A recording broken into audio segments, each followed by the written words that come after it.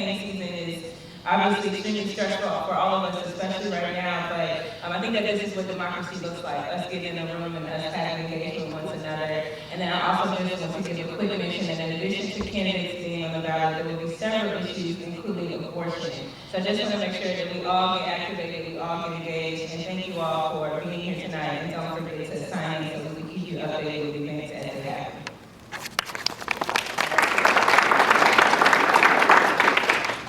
All righty. Everybody hear me? Yes. Yeah. Okay. So today's candidate forum is going to be in two parts. And the first one is the 1st Congressional District for the Democratic primary. My name is Kathleen Farrell. I'm a moderator. And on behalf of the St. Louis League of Women Voters, we were honored to be asked to hold this very important candidate forum for the 1st Congressional District Democratic primary election. I want you to give a shout out to the League volunteers who are here.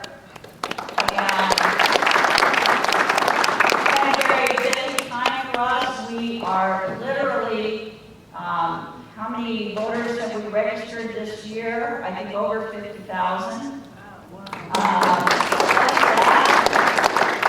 And here, some of our folks are proofreading as we speak the voter's guide that will come out in the post physically on Sunday, this coming Sunday, but it's online. All you have to do is do vote411.org, put in your address, it brings up your ballot.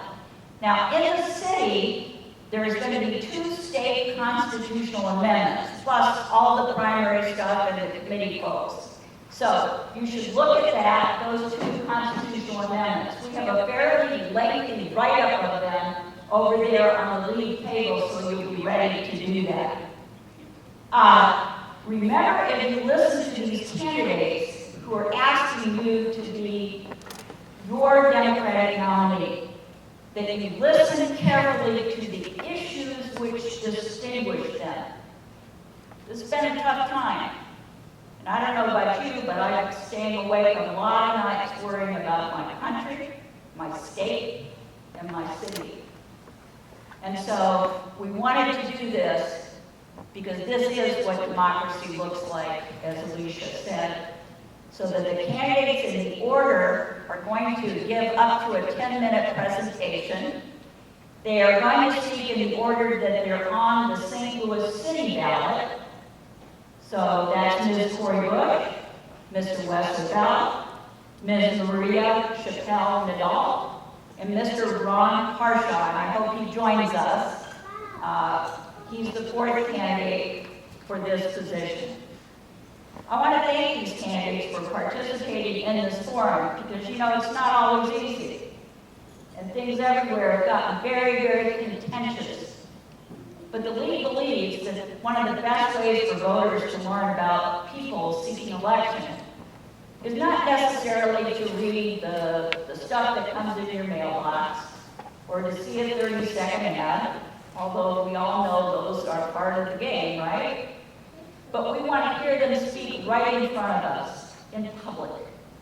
Some say that given the divisiveness of our times, civil political discourse is not possible. Let's prove them wrong. Here's the ground rules. Each candidate will have up to 10 minutes to present their case to you. They have been instructed to avoid personal attacks and uncivil talk. I'm a moderator, and I will serve as the referee. That's the way I have framed myself in my head, as a referee. And I'm going to cut candidates off if they don't respect these rules or are uncivil to each other. And I will do it in a heartbeat. Questions can be directed to the candidates outside of the room while we set up for the 78, following the presentations if they, are here. And then Missouri House District 78 will follow immediately. So Jan Markham is our timekeeper, and she is going to give you time signals when you have 30 seconds left, and the stop sign when you're done, and I think I've worked with every single person on this stage. And so when I say you're done, I think you have the experience that I need. So, again, you know, I remember that this year, in this election, we've changed the way we vote in the city. I just want to make sure that you know those changes. There's going to be no excuse voting, okay, starting Monday, the 22nd. And satellite polls will be at Central, Kings Highway, Schlafly, and Walnut Park branches of the St. Louis Public Library. On Monday, you're going to be able to do that from 12 to 4. On Tuesdays through Saturdays, you can do that from 10 to 4. And of course, you can go downtown on Tucker to the Board of Elections from Monday through Friday, 8 to 5, if you want to do that. This is no excuse. Let me tell you something else. With the brand new voting equipment that the city bought, and we tried very hard to get them to buy it, you can vote at any place you want.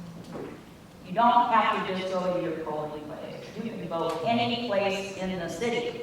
So when you're encouraging people to vote, they can vote at the nearest place after they pick their kids up, or before they go to work, or whatever is going on that day.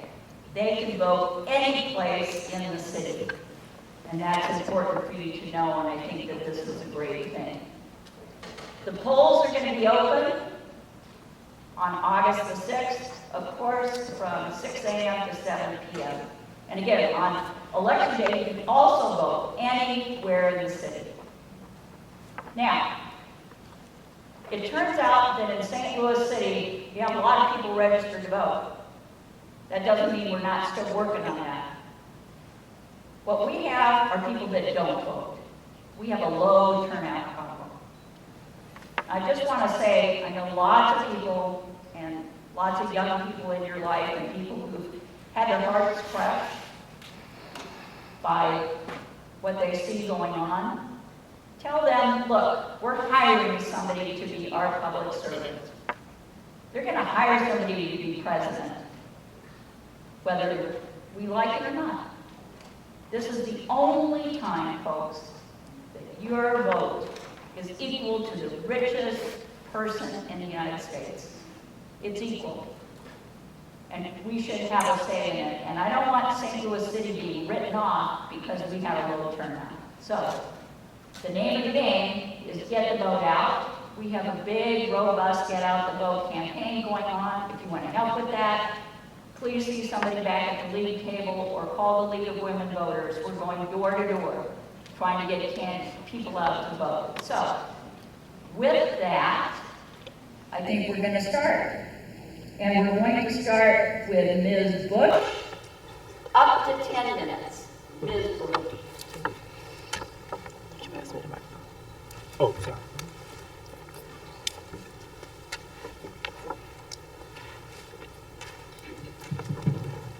All right. Good evening or afternoon, everyone. Cori. All right. Good afternoon. I know I'm trying to decide what time it is too. So first, let me say thank you to League of Women Voters, to 7th Ward, all of our residents who are here, and to Run for Women for hosting today, and to all of the candidates who are here. Thank you for being a part of this process.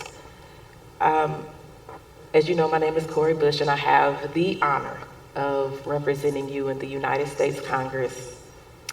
And I'm here to talk to you about why I'm running for re-election. And let me start by saying, I remember when I first won in 2020. I was living in Gravois Park on Ohio. And the day after I won, the community was super excited, but I just didn't realize how many community members knew where I lived. And I found out the day after I won, because not only Gravois Park, but people from all over came and left flowers and notes and all sorts of things on my doorstep, And then that went on for like weeks and turned into a couple of months, and then it got scary. Because then it was people staking out my home after a while. But I will say that that was just absolutely a phenomenal time where the community just came together, and I don't know how my address passed around, but the community came out to say, thank you, Congresswoman, and congratulations. And so that's something that I will never forget. I never planned to run for office. My dad's been in office for most of my life. He has been an alderperson, a mayor, now he's an alderperson again. And I told my dad I would never run for office because I helped him on the campaign. I have been everything on my father's campaign since I was 10 years old. And when I was 18, I decided I would never run. I went into nursing. I worked childcare for about 10 years, went from a pre-K, a 2-year-old teacher up to the assistant director of a preschool with over 60 children. I thought that was my thing.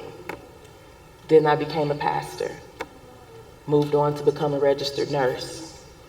And then Michael Brown was killed in Ferguson in 2014. And I couldn't stand by to just sit and wonder what could I do. So I asked my job, could we go out and could we help? My job said yes, and we put a transport van on the ground, and we were serving people who had been affected by the tear gas, and we were taking blood pressures and helping people who were dealing with grief and trauma. For five weeks or so, no, I think it was about 6 weeks, we were out there on the ground doing that during the day, but at night I was protesting. I protested for more than 400 days. Out of those 400 days, I may have missed about 5 or 6, literally wore through shoes and boots. Out there, standing shoulder to shoulder with our community as a nurse, as a pastor, as an activist, fighting on those front lines. And as someone who was formerly unhoused, lived in a car with my 2 children, you know, you never think that you'll ever be unhoused, that will ever be you, that it'll, you know, that will catch you one day. But I found myself unhoused as a single parent, living paycheck to paycheck. And I remember just thinking, who hears us? Who hears our struggles and our pain? And if they hear us, then who's actually doing something about it?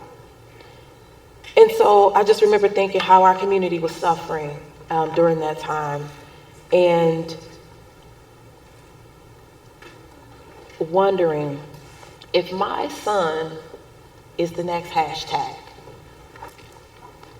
And thinking about all the struggles that I had gone through being a single parent, what will I then say? Will I say that I could have done more, but I was afraid? Will I say I could have done more, but I felt inadequate or inferior? So I ran. And I lost the first run. I didn't stop because I was already working for the issues that are important to us and that are priorities in our communities. And so I was volunteering, working on the ground with our unhoused community members. That was my work. I was volunteering, working with folks that were working in, helping to end human trafficking in St. Louis. I was volunteering my time doing those things. We were fighting for Medicare for all, fighting for a Green New Deal.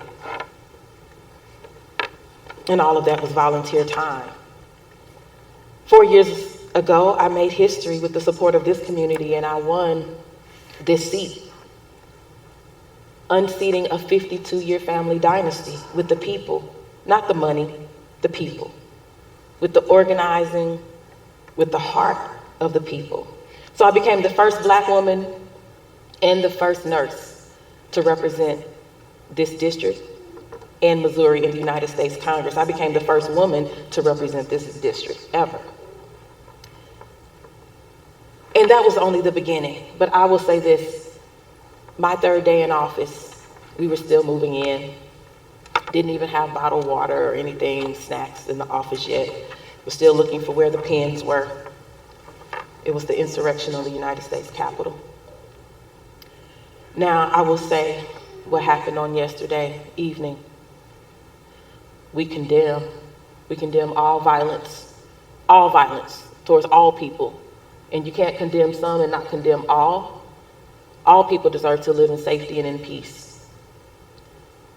And so we condemn what happened. Political violence is unacceptable.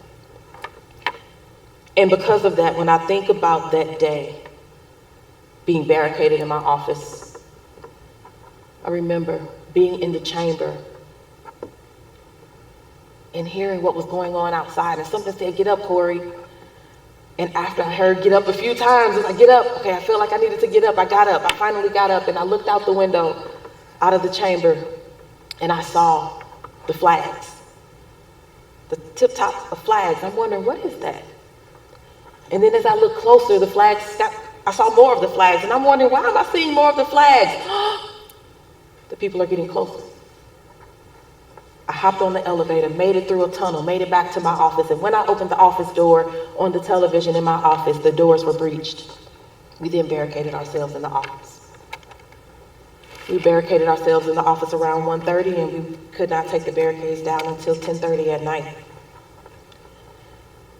Someone who had threatened my life online was there that day. He threatened to kill me online, and he was there, and he actually currently serves, he's in prison right now for assaulting a police officer.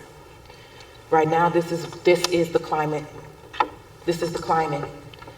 And so when I think about why I'm running for re-election, we're going to continue to do the work to hold people accountable. We're going to continue to do the work to make sure our unhoused community members have a home, and just the same way that I did when when the eviction moratorium was about to expire in 2021, and we were told that nobody can do anything but Congress, the CDC, and the president. And I said, well, you know what, you can't send us home on vacation, because 7,000 people in St. Louis alone in my district are going to be at risk for eviction, and 11 million people across the country. And so I know that I don't have institutional power here, but I have me. And so I put myself on the line, and I stood out, and after 4 nights and 5 days of working my own movement, hoping people would help, but not sure if they would, and people actually helped. And after 4 nights and 5 days, the president enacted another eviction moratorium, and 11 million people were saved all across this country from evictions. That's the kind of congresswoman you have. You have a congresswoman who has introduced transformational legislation like the Green New Deal for Cities and People's Response Act and an unhoused Bill of Rights. I testified before Congress sharing my personal story about being raped at the age of 17 and then having an abortion. I was at that same abortion clinic when Dobbs' decision came down and when Roe fell. Some of us in this room were there together, Christine and others, because we were working on this issue. Let me just say this. I fight for this community. I don't lie about what I've done. We brought over $2 billion to this district. And it's about understanding how Congress works. We brought $2 billion to this district.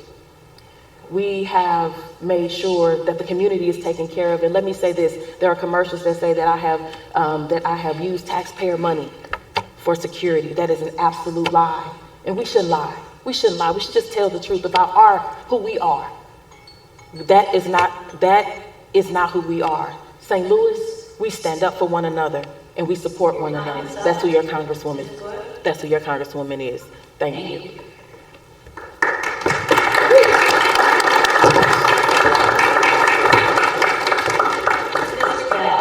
Okay. Good afternoon. First, I want to thank the League of Women Voters. We have, for your focus on the issues. I've done several of these kind of forums with you all since the time that I got into politics. And I appreciate you all not only organizing this event, but all of the work that you have done throughout the years. Also the 7th Ward, Run for Women. These are the kind of things, this is what democracy looks like. And so it is great to see people coming out here on a Sunday to actually talk about the issues. And so that's what I want to focus on, the actual issues. And the Congresswoman talks about work and doing the work. And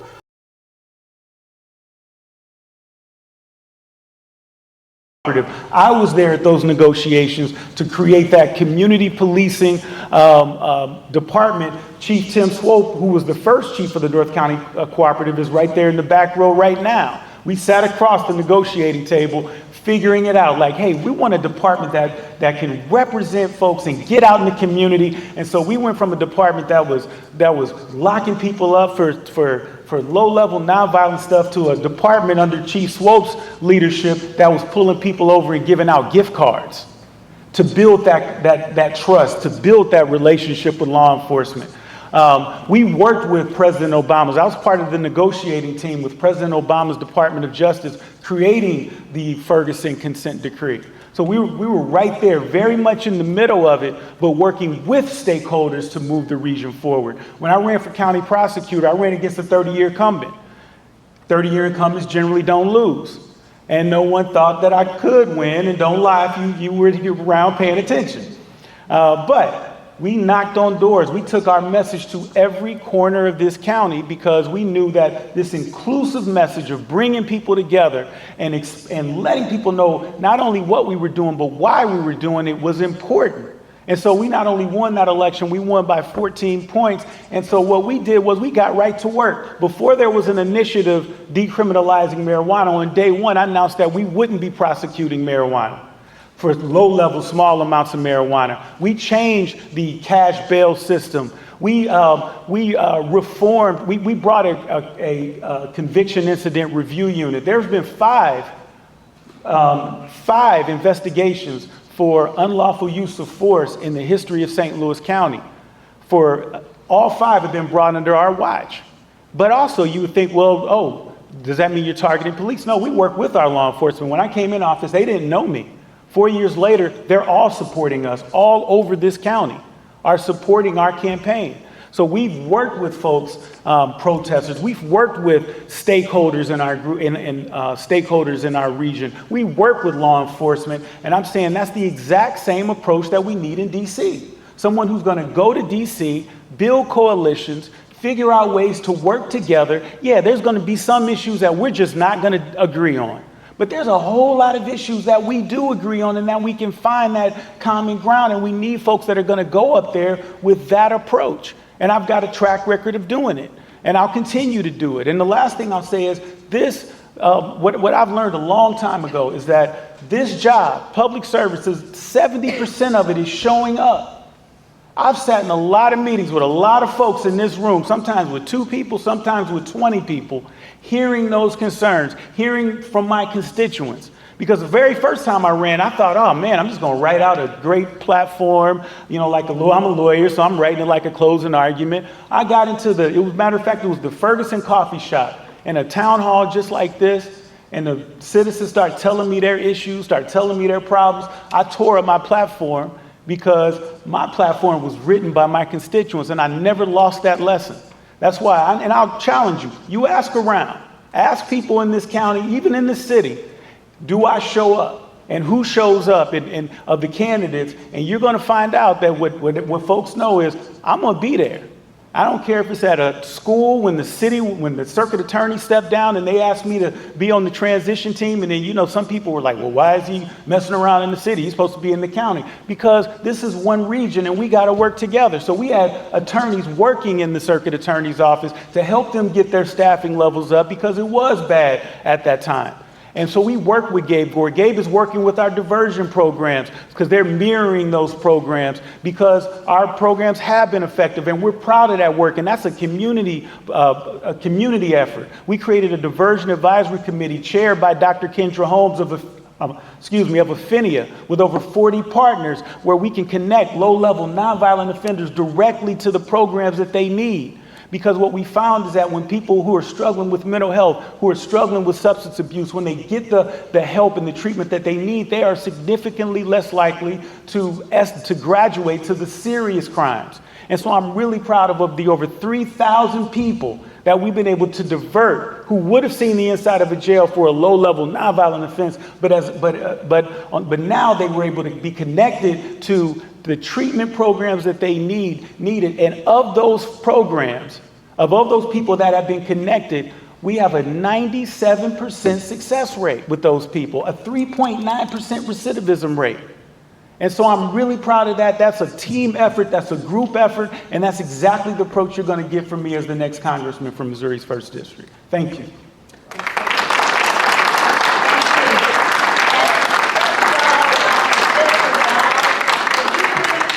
Channel 5 microphone down. Absolutely. Want to make sure you get on channel 5. I'm doing as I'm told to. Okay. Thank you so much. It is absolutely a pleasure to be here today. For the last 4 years, I have enjoyed being under a rock. After 16 years of serving in the legislature, 8 years in the House of Representatives, and 8 years in the Missouri Senate, I thought a rock would be great to be under after all of those years with Republicans and all of the craziness that we had to encounter while we were doing the hard work of legislating. But there are several things that happened that changed the course of my life and the reason why I got into this race so late. First of all, in 2021 and 2022, I was discriminated against. What you don't know, and there's a book that there are 30 senators, female senators from the state of Missouri, and there was a book that we each participated in, and I talked about my disability in speaking. Most of you wouldn't think that I had a speech disability, but I do, and it took about 8 years in my youth to overcome that, and still there are challenges. But I had to sue St. Louis County for discrimination. And I won.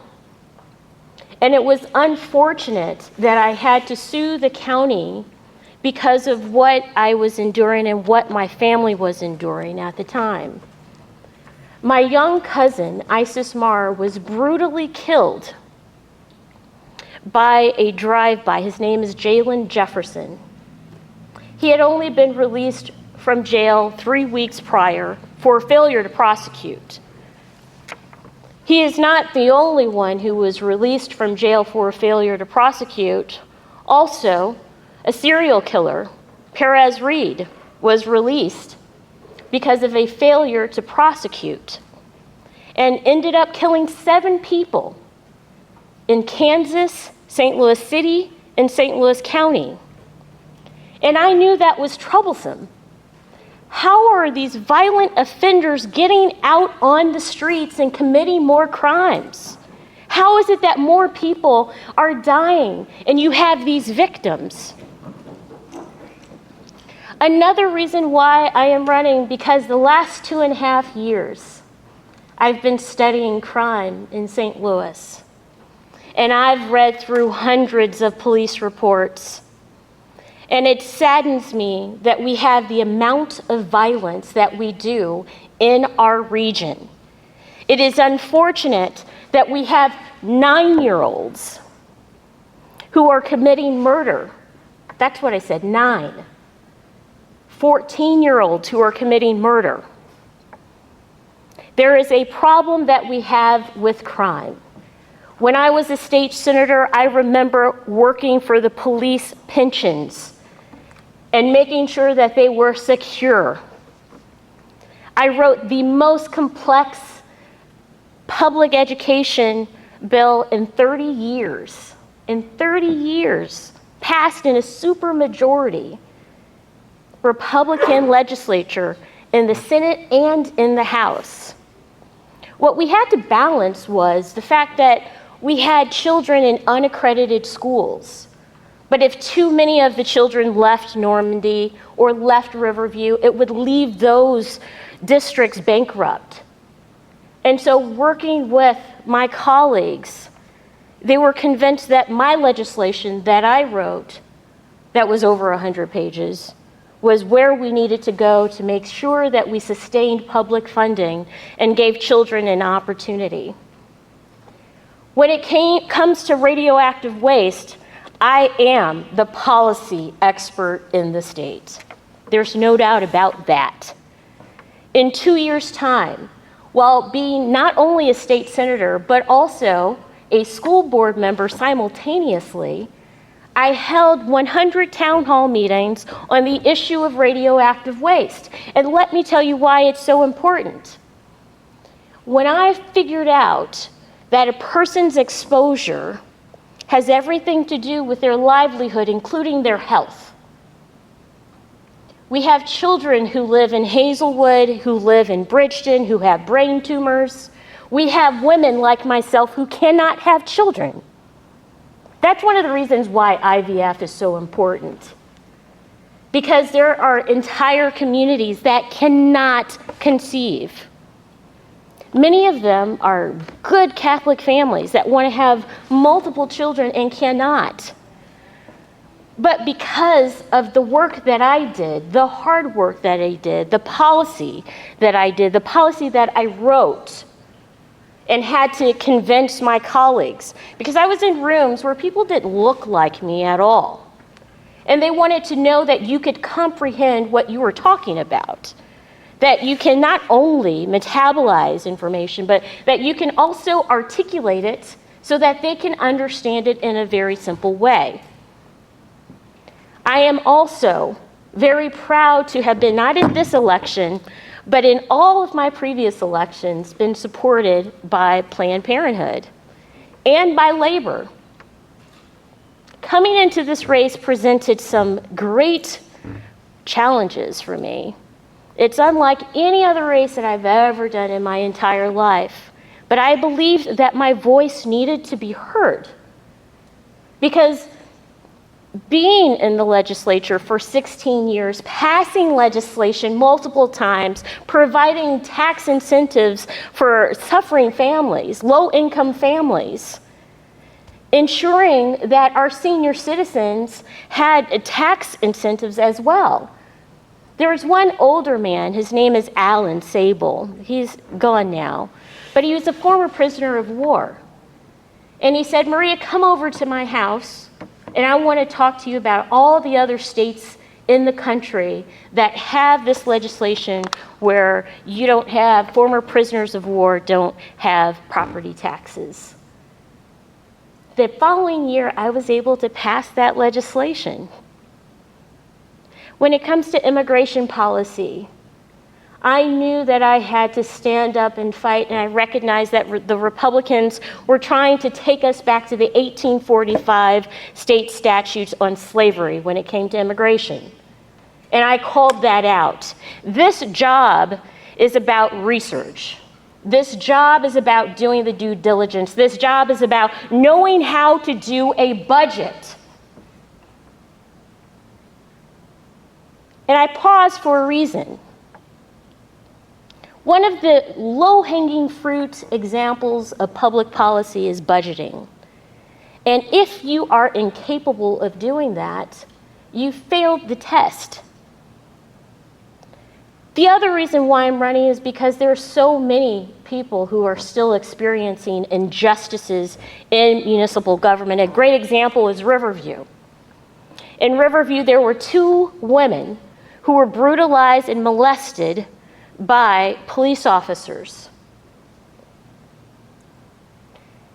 And at the time, there was evidence of this molesting of these 2 women whose rights were taken from them, whose heads were slammed on the ground.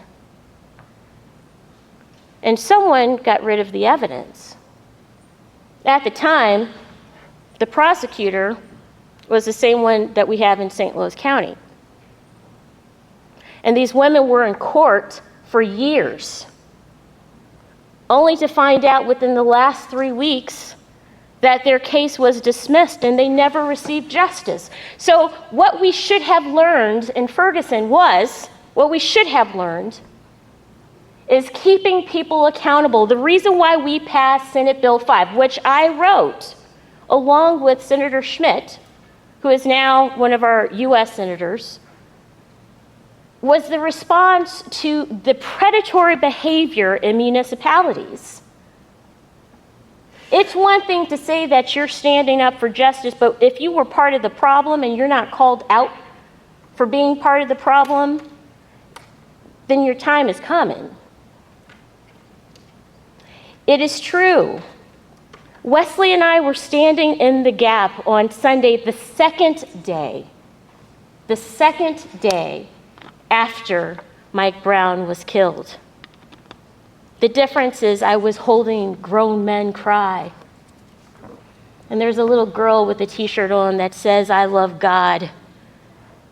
And I spoke to her, and I spoke to all of the gang members and all of the underground rappers as their senator, but as their translator, as their leader, as their champion. I hope that you will consider me as one of your votes on August 6th.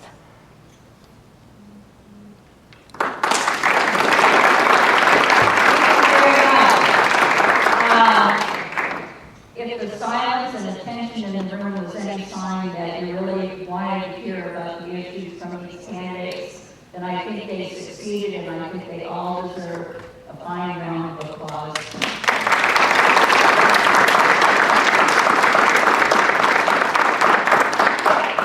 So what we're going to do is this. As I said at the beginning, what we're going to do is transition now to the 78th Missouri House Democratic primary. If you want to ask these two candidates a question, as long as they can stay outside in the foyer or outside, go right ahead and do that. I don't know what their schedules are, but please do that. The 78th is also extremely important, so I hope you stay, because we have been without a representative since Regina Aldrich left.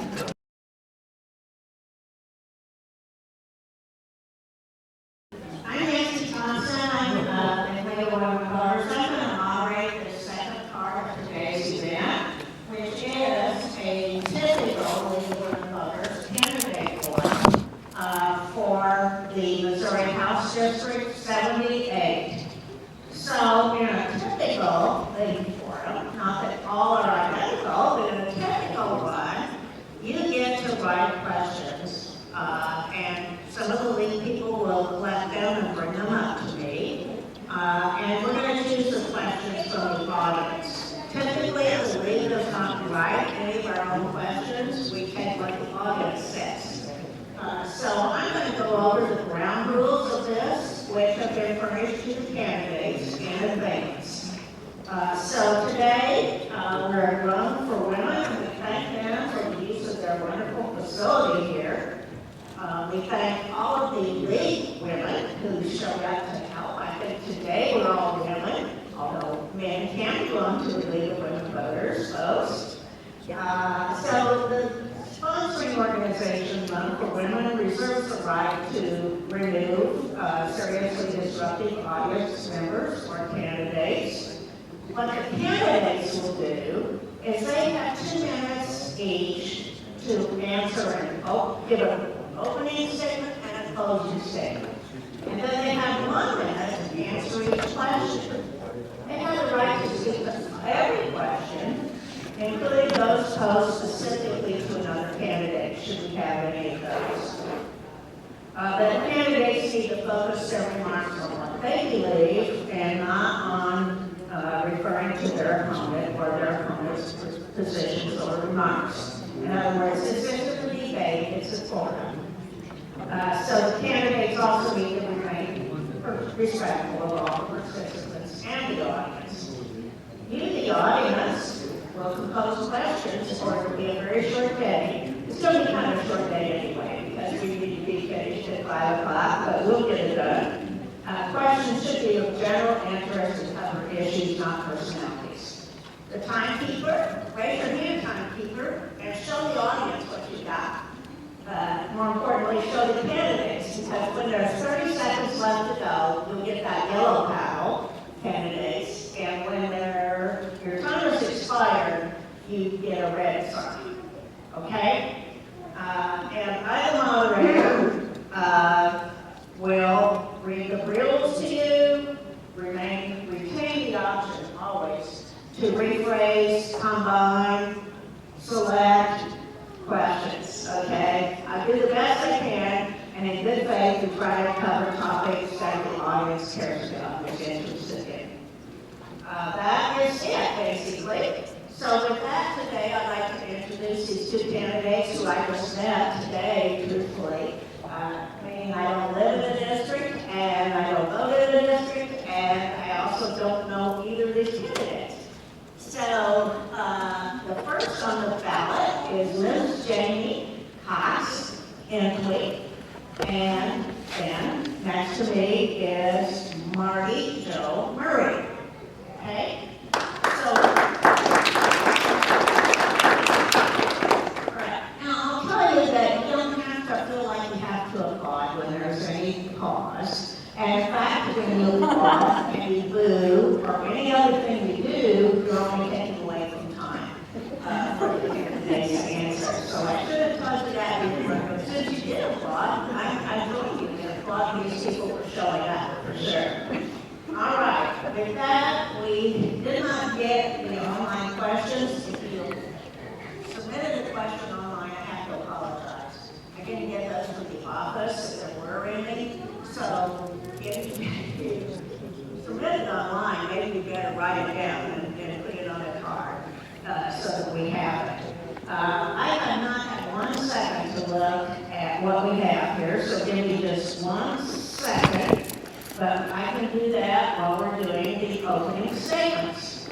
So first, let's have the 2-minute opening statement from Ms. Antwi. All right. Thank you so much. And thank you again to the Ford organization as well as the League of Women Voters for having us here this evening. My name is Jami Cox Antwi, and I am a candidate for Missouri State House District 78. A little bit about me. I was born and raised here in St. Louis, grew up in University City, and graduated from Carver College Preparatory High School. In my day job, I work in community development finance, where I work to invest in affordable housing and support small businesses. Tonight, as you've heard multiple times now, you have an opportunity to ask us about the issues, which I think is really important. As someone that grew up here in St. Louis, I know we have quite a lot of them. And I also know that, unfortunately, we haven't done a great job at finding solutions and finding answers. I know we desperately need affordable housing, especially in the 78 district. I know that we need investment to support our small business owners. I know that we're in desperate need of resources for our schools, especially for our public education system. I know all of these issues, and I know you all can agree with me on that. So tonight, I want to focus on why I'm running, which is to find solutions. I personally believe that this state representative of the 78th district has a lot of power, and it's a really important seat that we have. And I think it's a shame that it's currently vacant right now, and we don't have anybody representing us down in Jeff City. I think a lot of the solutions can be found there, especially if we have the right person in Jefferson City to help us represent them.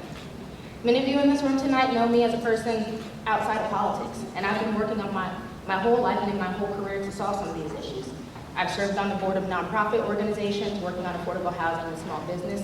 I started a youth organization when I was just 14 years old to address gun violence. And like I said, I work every day to invest in affordable housing. So I've been doing this work, I've been doing it outside of politics, but the reason that I'm running is I think this seat is a unique position to elect somebody that can make solutions. And I hope tonight you ask us how, because that's what ultimately democracy is all about. Thank you. Thank you. Mr. Murray. Hi everyone, and again, thanks so much for coming out today. I just want to echo those sentiments as far as thank you to the League of Women Voters, thank you to Run for Women, and thank you to the 7th Ward Democrats. You know, I mean, with us shrinking down with the wards in the city of St. Louis, it's very uncommon to have them organized so thoroughly to get this forum together. So my name is Marty Joe Murray. I am running to be the next state rep in the 78th district. When I look at all the reasons why I'm running, we look at what's going on in this country, whether that's at the federal, state, or the city level, I feel like the fight is in Jefferson City. When I see them passing laws that remove the woman's right to choose what to do with her own body, when I see them passing laws to get rid of diversity, equity, and inclusion, trying to take control of St. Louis's police department, I mean, it's really like our city has a target on its back, and I want to be able to be a fighter and advocate on behalf of and then outside of that, if you look at the fact that they're doing things like banning books, right? It's not like we don't have real issues here in the 78. When we look at the how severely underfunded our public schools are, when we look at that burden on everybody in terms of the cost of living to what the wages are. I think we need affordable housing, and I also think we need to have livable wages for the jobs that we have. And I really want to be able to fight on behalf of them. And then also, when we look at the crime, you can't go in any neighborhood in the city and that not be a topic of conversation. But my perspective is we need to reduce the crime in a way that's looking at the root cause of what's driving the behaviors that's producing the crime. And I have a history of doing that type of work in the community, so I'm really looking forward to, if I can make it to Jefferson City, being able to have an impact in that way. Outside of running for state representative, I was elected as a committee man in Fox Park in 2016 and re-elected in 2020. And all throughout that time, I built up relationships in the Capitol as well as City Hall that I think will help me be effective on day one. So with that, I look forward to talking to everybody and hearing some of the questions. And thank you all for coming out today. Okay, first question goes to Ms. Antwi first. I have a bunch of wonderful questions, but about a fourth of them go to the same point. So I'll read one of them. How will you advance your priorities within the Republican supermajority in the legislature?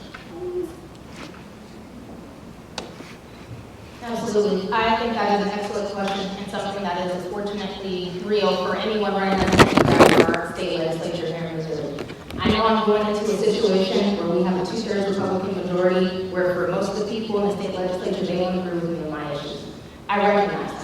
That doesn't mean I don't have a job to do. That doesn't mean I don't have work to get done in the legislature. And that doesn't mean that I'm going to go in there and not talk to people just because they disagree with me. I know that's not my responsibility. So what I can say in terms of how I'm going to advance my priorities is, one, I'm going to be willing to listen. I'm going to be open-minded and someone that's going to work across the aisle. And I'm not going to give up. I think there's a lot of things that Democrats, state legislative Democrats, have been able to get done for us when it comes to budget, making sure that resources are coming back to the city of St. Louis, and making sure that we're fighting against initiatives that are ridiculous, like the initiative petition. So I'll be someone that's committed to doing that, fighting for where I can, and not giving up. Mr. Murray? I might really keep this mic going, right? But yeah, so that's definitely a reality of that position. When we look at the supermajority of the Republicans have, I think this past session was like the historically lowest amount of productivity that they've had in the legislature. So I think for me to be effective in terms of getting things done in the 78, in my time as being a committee man, I've been many times going to the Capitol to have conversations with legislators to say, how do we get anything done, right? And I think a big part of that is the relationship. So it's going to be showing them the reality of the laws that they're passing and what they'll do in St. Louis, right? So as an example, when we look at the gun laws, I don't care if you want to shoot a 50 caliber rifle at your farm in a pumpkin, go crazy. But those gun laws have a lot of different impact when we look at how that translates to the city of St. Louis. So it's going to be taking over Republicans, bringing them into the 78, driving them around and showing them this is the result of the legislation that you're passing, right?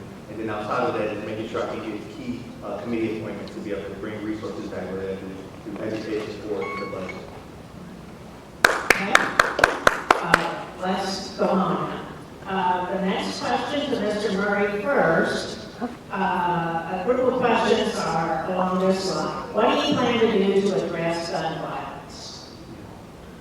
So my biggest fight for me was in terms of gun violence, like I said, is really going up there to try to get, express the sentiment that we need to be able to pass our own gun laws here in the city of St. Louis, right? The Republicans kind of echoed that sentiment when they try to say that federal gun laws don't apply to the state of Missouri. So by your same logic, Republicans, those gun laws that you all passed in Jefferson City should have the same impact here in the city of St. Louis. So I'll be pushing for expanded background checks. If you have to get a license to have to drive a vehicle, you should have a license to obtain a firearm. That's right. So that's something I'll be pushing for in the legislature. And again, making sure that I can get on those key committee assignments to be able to show what the impact of what the guns are doing to the people in our district. Thank you. Ms. Antwi? Yes, I think gun safety is something that's extremely important, and I do think there's a disparate impact in the way that we experience gun here in an urban area and the way that many of our rural colleagues that are conservative experience their gun use. I think we recognize that there's a lot of opportunities to bring common sense gun legislation but unfortunately, it doesn't matter how many acts of violence we see, it doesn't matter how many Kansas cities that we have, it seems like our Republican colleagues don't want common sense gun legislation. So what can we do? There's a lot of agencies at the state levels that do work to implement regulatory practices when it comes to guns. The Department of Conservancy, for one, helps regulate hunting legislation. So if we know and we hear that our primary uses of gun control are to allow people to have guns for sports and safety, then let's bring common sense legislation there. Let's make sure that we're allocating permits in a proper way on things that we can agree on. And I think those are small ways that we can have small complaints when it comes to gun safety. Thank you. Ms. Antwi first on the next question. I'm really smashing together two questions here, but I think it probably goes to the intent of both questioners. So we're going to say the 78th district covers many different neighborhoods, North City, downtown, Lafayette Square, Broadway Park, and more. How will we balance their different needs, especially for a stable economy in all parts of the district? Well, first, I think a stable economy is something that all of our neighborhoods need. I think that's something that we all can agree on. Whether it's downtown, Cherokee Street, Old North, we have commercial districts that need investment in our businesses. We have small business owners that need resources. So I think all of those avenues are ways that can serve the district, but I will tailor them to the needs of what the community wants. I think the Missouri Department of Economic Development is one of our greatest resources. They administer grant programs, and we've seen in recent years a decline in the amount of dollars that have been coming into the city of St. Louis from that program. So I think, one, making sure that we're bringing grant dollars to not only the downtown areas, but to our small business corridors on Cherokee Street, in Old North and North City. Two, making sure that we're supporting small businesses and making people aware of the resources that are available. That's a problem that happens across this district. People just don't know what opportunities they have. So I think that's the second thing that I can do. And lastly, I will say, making sure that we recognize that there are communities that need a little bit more. What's needed in Lafayette Square is what's different from needed in Old North. And so working to address that. Thank you. Mr. Murray. Yeah, I think that's the beauty of our district, to be honest. When I look at how complex and diverse our, from all the way down to Dutch now, right?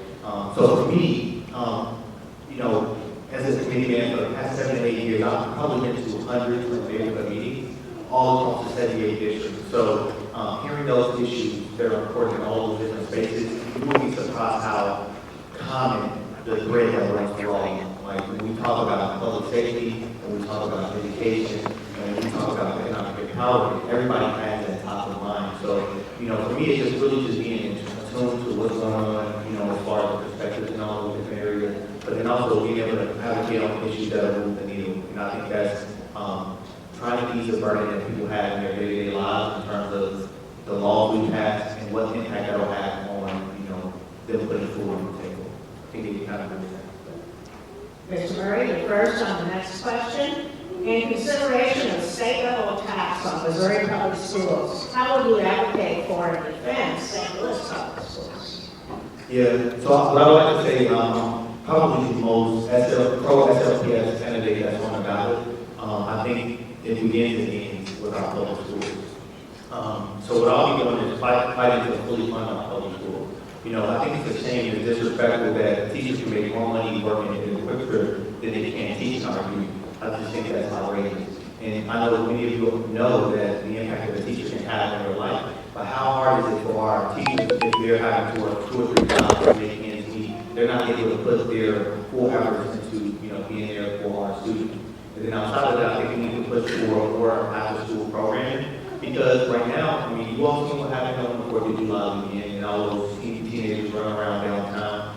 They have no outlets. So I think a big part of my fight in Jefferson City will be pushing the legislature to fully fund schools and fight for after-school programming for our youth.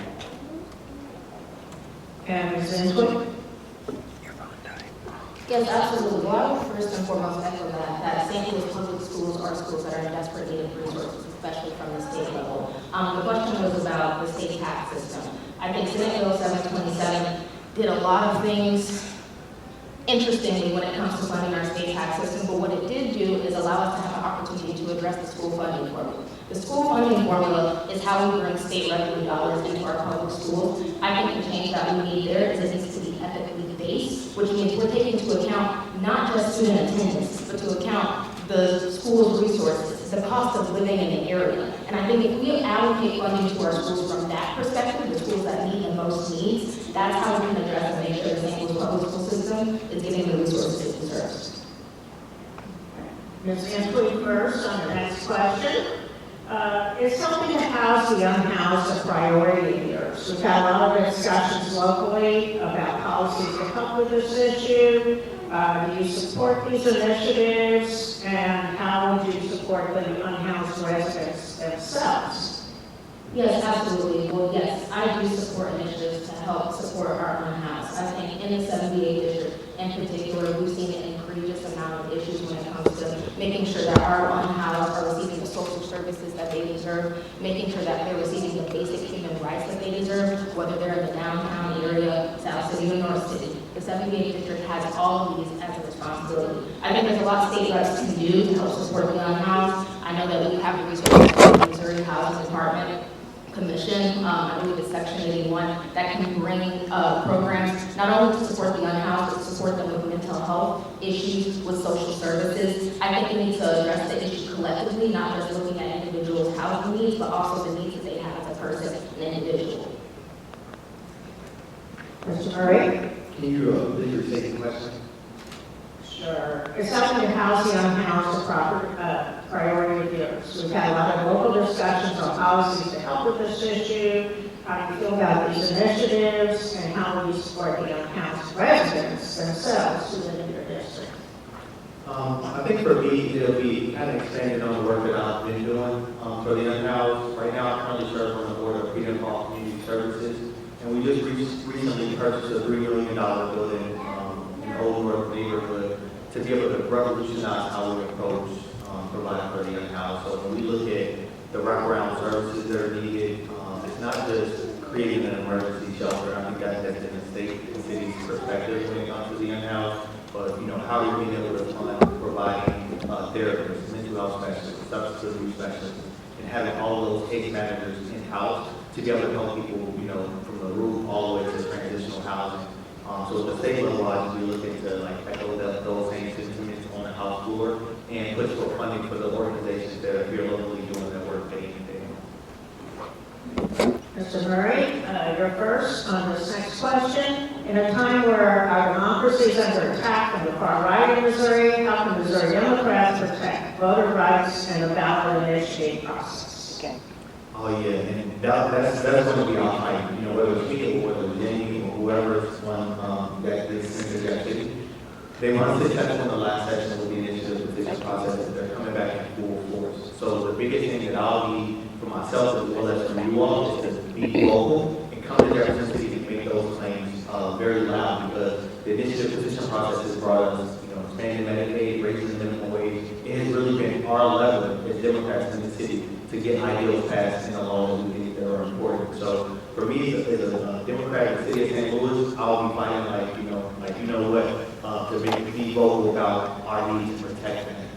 Their attempts to try to dilute our voices by trying to alter it in a way that forces it to be a majority of congressional districts. We know that, and I'll just be very vocal in terms of advocating against that legislation at home.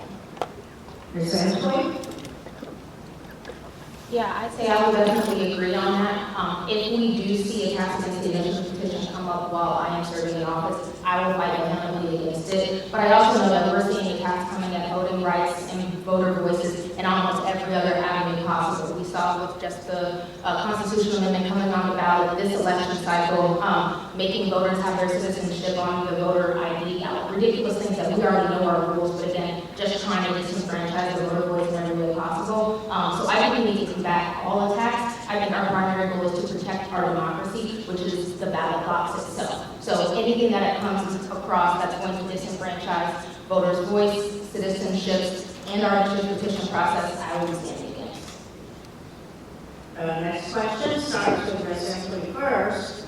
Nearly 20% of St. Louisans do not own a car. How would you work to champion equitable access to transportation, specifically through reliable and frequent bus service? Absolutely. One, I would say I'm a big supporter of public transit. I don't think cars are necessarily the only means that we need to get around. We see all the environmental we need public transit not only as a cost equalization process to get people from A to B, but also as an environmental issue. So I will be someone that's working to make sure that we're bringing resources from the state level to support our city initiatives for public transit. I'm a big proponent of making sure that we have not only adequate funding for our bus services, but also metro transit. And I think it should be based looking first at our citizens and residents that don't necessarily have a car. I know 40% of the households that we have, especially in the North City area in our district, don't own a car, which means they're relying on public transit to get from A to B. That's how we get people to opportunities. That's how we get people to jobs. I think we can bring resources from the state level to do that and address that. Mr. Murray? Yeah, I think it's certainly very important. But I think the legislature, like state representative that's for the 78 will have to work in tandem with the activities that are going on currently at the city and the federal level with the dollars that are coming in, because right now transit isn't working for the residents here in St. Louis. And we know the city is set up essentially for a cause, right? So I think, I am appreciative of the work that's taking place, and I'll be looking at the fights that help fund and bring dollars around, like, we look at the green line that's going down Jefferson, like, right through the heart of our district. That's something that I'll be working to make sure we fight to get that type of funding. And also, a big thing I'll be pushing for is, when I look at areas like Kansas City and how transit is free, I think that we should be looking at it from a more revolutionary standpoint, because it shouldn't be that if you miss a bus, you have to wait an hour and a half to get to the next one, or you're completely late for it. So I think being able to center around like the day and the night of the constituents is going to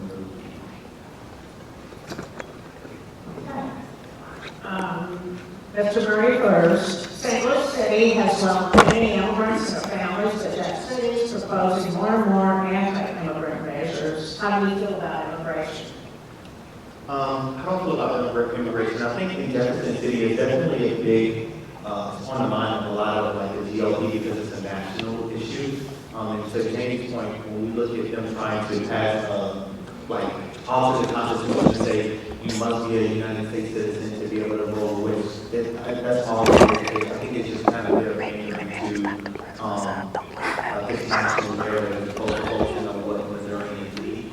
So, me personally, I think immigration is good. When I look at the diversity that's in my district as well as in the city of St. Louis, I think that we should be doing things in a way that is more inclusive as opposed to trying to turn people away or kind of go to like more of a this national movement that's taking place in town. So anything that I can do as a legislator to echo the sentiments of the people who come from different areas here in our city, I'll just be an advocate for that. Ms. Antwi? Yes, I will say immigration is definitely a very personal issue for me. One, I'm married to an immigrant, so I understand the challenges of what that looks like, moving your family here, making sure to be able to accommodate and also pass our crazy citizenship process. So that's something that's very personal to me. And when I see our governor sending resources and National Guard people down to Texas to fight against immigration, that hurts me personally. Because one, again, these are things that have nothing to do with Missourians and Missourians' rights. This is a national political issue that's coming into and taking resources away from our state. So I would stand up against that. And I would say, too, with the 78th district in particular, we are a district that has a lot of immigrant families. They need help, they need resources, they need assistance. And so when they come to visit me down in Jefferson City, I'm going to be able to make sure that I'm prioritizing their voices and their needs, not only fighting for their right to be here and to be Missourians, but to making sure that they can come and integrate in our state in the most comfortable way possible. Ms. Antwi first. What will you do to encourage and support small businesses in the district? Yes, I would say this is an issue that's very important to me. As I mentioned, it's what I do in my day job. I work in the community finance industry where every day I'm bringing resources, whether through tax credits and incentives, and also just informing small business owners about the opportunities that they have at the state level. So that's something that I will be continuing to do, hopefully as a legislature. I think there's a lot of resources that we do have, especially from small business grants and opportunities that are now making their way to the city of St. Louis. The state also has a lot of ARPA money. The state did receive a fiscal allocation. I believe it's around $2.8 billion in revenue that can help support small business owners, whether it's through community block grants and other grant opportunities. So making sure my residents and constituents know about those, going door to door, even with our business owners, telling them about opportunities, sending out newsletters for resources against to meet business owners where they are, because they are the economic backbone of the 78 Yeah, so when I think about the beauty that it is having a district, you know, we're the economic engine for this state, being the city of St. Louis, and I think the 78 district is a part of that. So doing what we can to help, you know, spur development for the small businesses here in the city of St. Louis, whether that be grants or additional funding, or looking at how we can look at the historic tax credits that we have at the state level. I think that's something that has to take place. So what I'll be doing as a legislator is being very involved to knowing, you know, all the different, working with the different business owners that are in the 78 district and pushing them to make sure that they can have like affordable jobs, and then also trying to get them resources so that they can grow and expand further in our economy. Mr. Murray first on the next question. How would you deal with the rural-urban divide in Missouri? This person says, House, state, divided against itself cannot stand. Yeah, so I think for myself, like, when it comes to that urban rural divide, you have to show up. You know, so if I win August 6th, I'll be out there pounding the pavement trying to get Democrats elected all throughout the state, because we have to break that super majority. And then when I look at the fact that the issues, right, when we talk about like what's important in the city of St. Louis versus what's important in rural Missouri, I think there are common threads that we have to find, but you only can find it out if you're establishing relationships with people that are from those areas. So that's something I'll be doing, is hit the road, out on the pavement, and being able to have to, you know, whether they be doing a tour, bringing them to St. Louis, or going out to those areas to just be receptive to their needs. Ms. Antwi?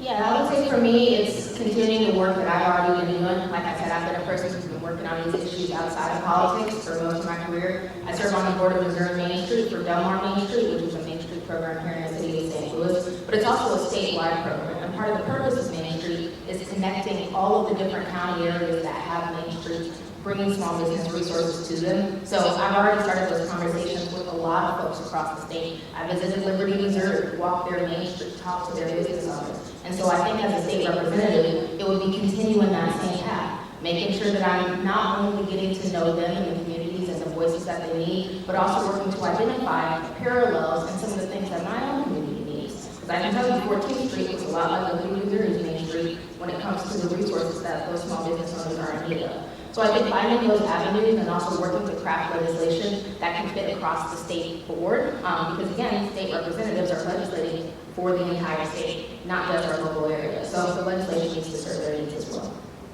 Okay, she's got the stop sign.